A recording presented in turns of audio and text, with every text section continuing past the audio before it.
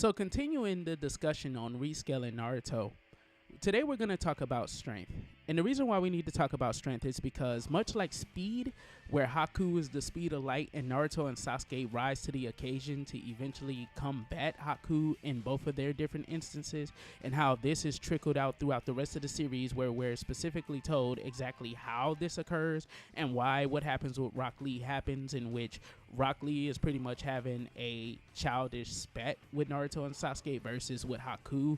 They were in a life-threatening situation and Sasuke rises to the occasion with his Uchiha blood ascending his power level to meet Haku at around those same speeds, so around relativistic, and Naruto, who jumps above Kakashi, Zabuza, and Haku, is just straight up as fast or faster than Haku when he moves through the mirrors. Naruto, when it comes to strength, has been also severely downplayed in this portion of his scaling as well. And I can prove this with this singular statement from a novel where Shikamaru states, while talking with other characters about a potential war or potential scrimmage breaking out between multiple villages, he states that Naruto and Sasuke have the strength to blow away the continent. In other words, that if it should so come to it that the Leaf would have to participate in this scrimmage with the rest of the villages or whoever he's speaking to, Naruto and Sasuke have the ability to just completely get rid of everybody. And he states specifically strength here. And I've looked at some discussions about this before, and a lot of people believe this to be like Naruto could produce a bunch of Biju bombs, or Sasuke could go into his perfect Susanoo mode and just rain down Amaterasu arrows on everybody and just, like, destroy the continent like that. But that's not what he's saying. He's saying that Naruto and Sasuke have the pure physical strength to blow away the continent. Take a look at this.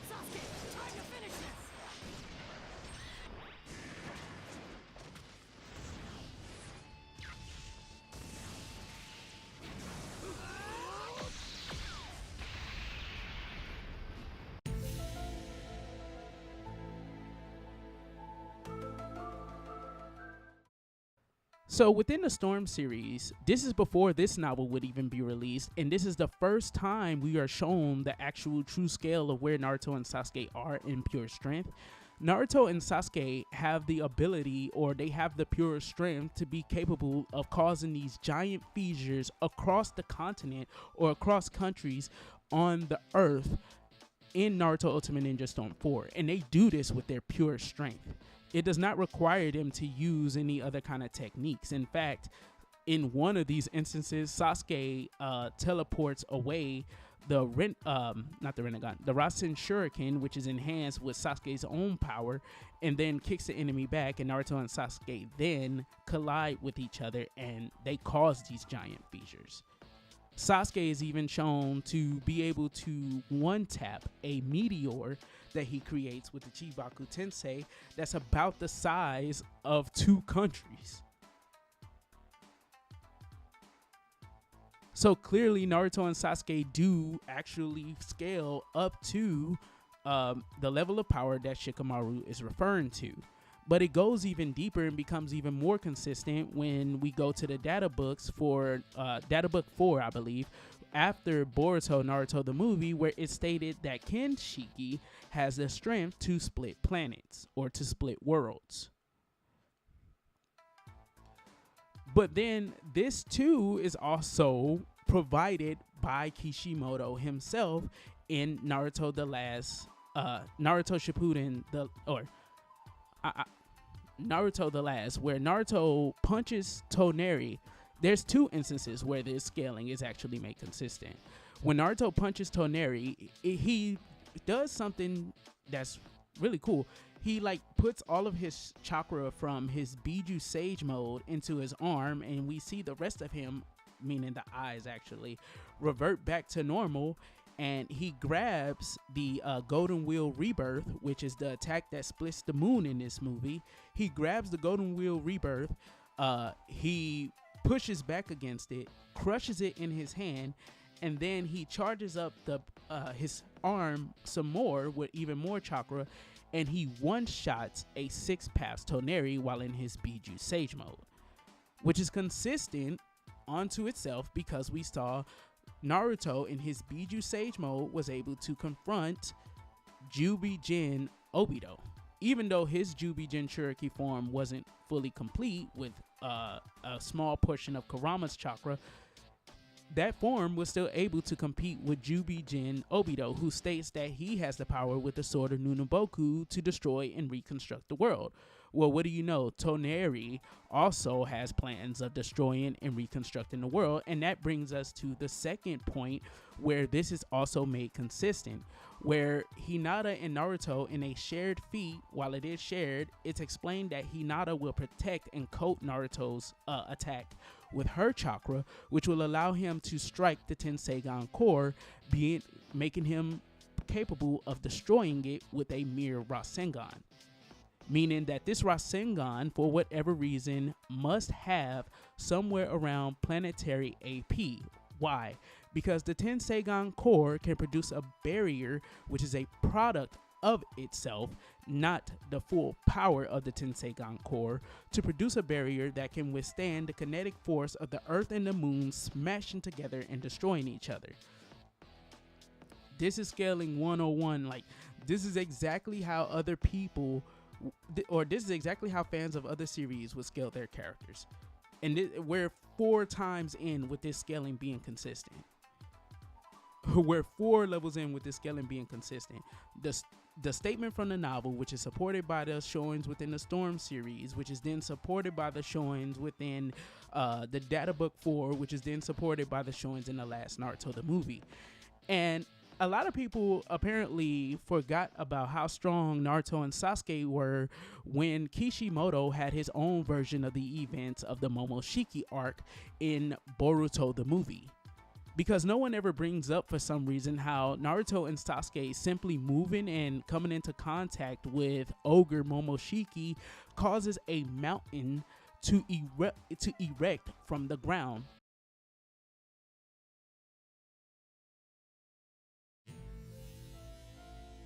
And this could happen one of 2 ways, and whichever way you choose it to be, understand that these two both are somewhere around the ranges of continental to multi-continental to planetary ranges of physical power.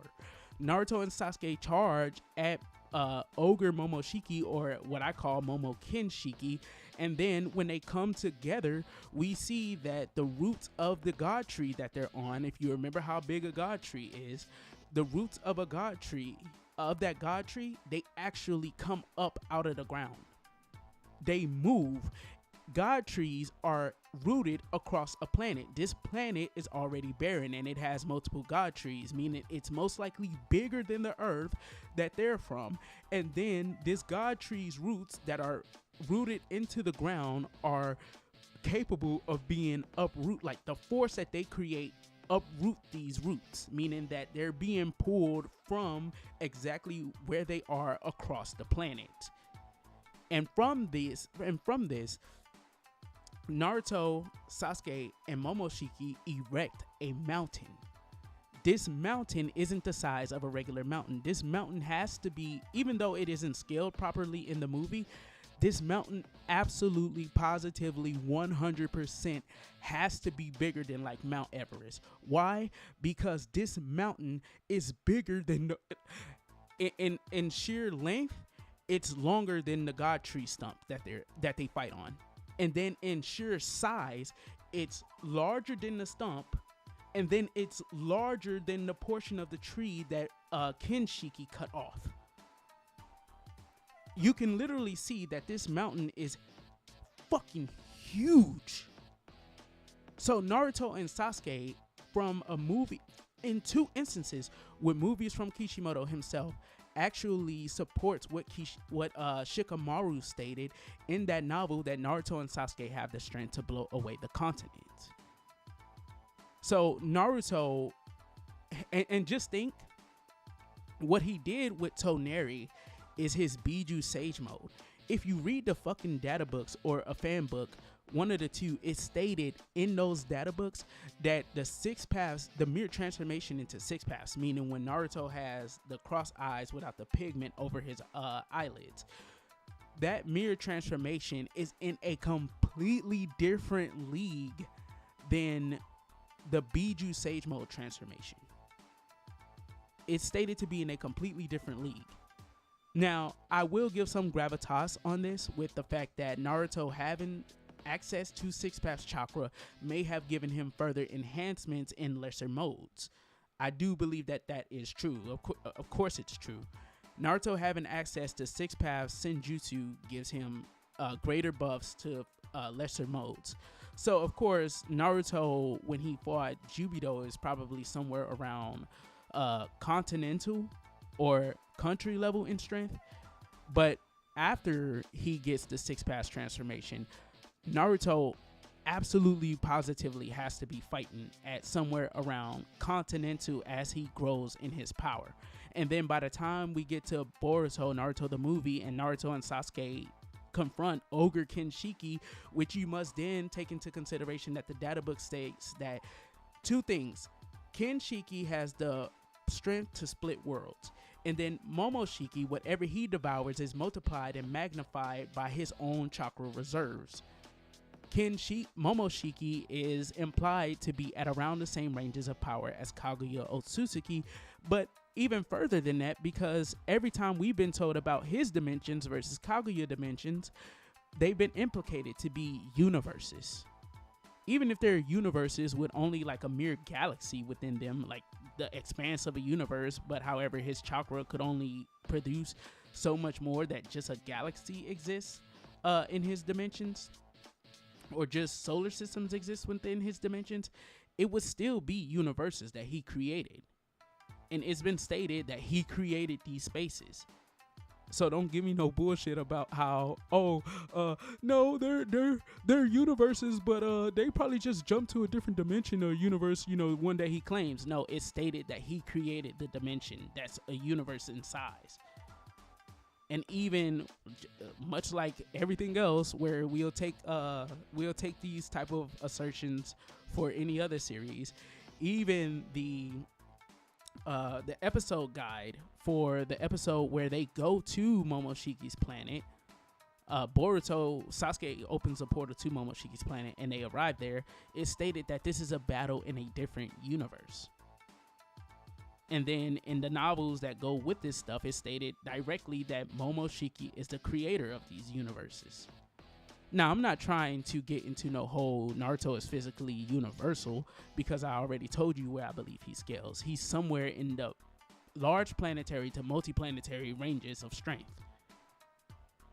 But this becomes consistent when you think about, again, Kinshiki has the power to split planets.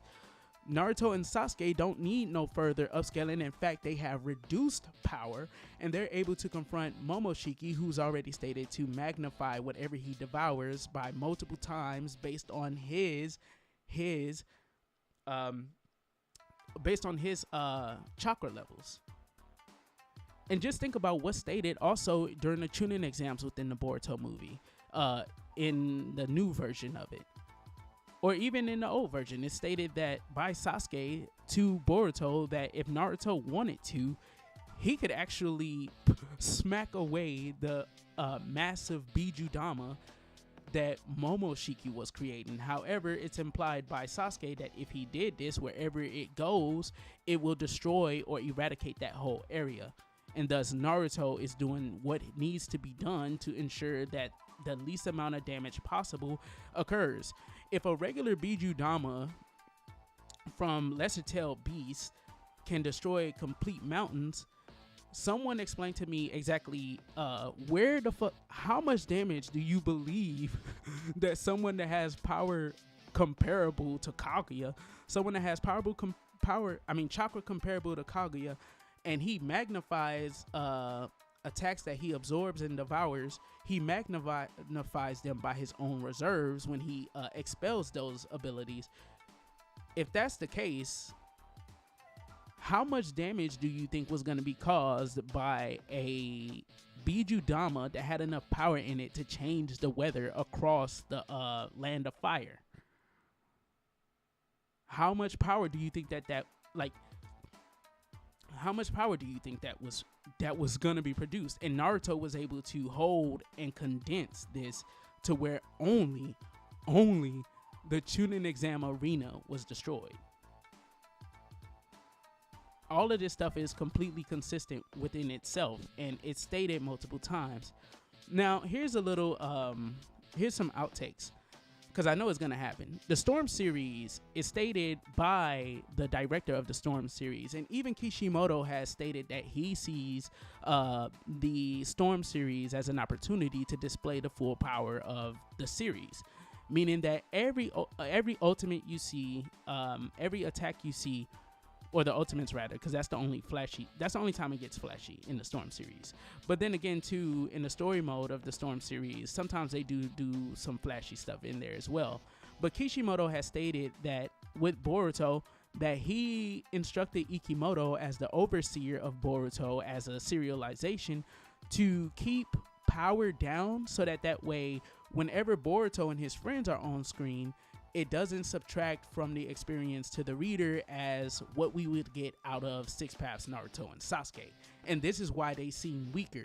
That whole discussion that happened when Boruto first came out about Naruto and Sasuke being weaker and all of that fucking bullshit, Kishimoto has already asserted that it was him who instructed Ikimoto, for the sake of consistency with the battles within Boruto, to reduce the power of Naruto and Sasuke to keep strategy relevant, so that way whenever you have to use Boruto, Sarada, and Mitsuki, and even Konohamaru in certain situations, or other characters in certain situations, you're capable of presenting them to be at around the same ranges of power, so that way it's enjoyable for the readers.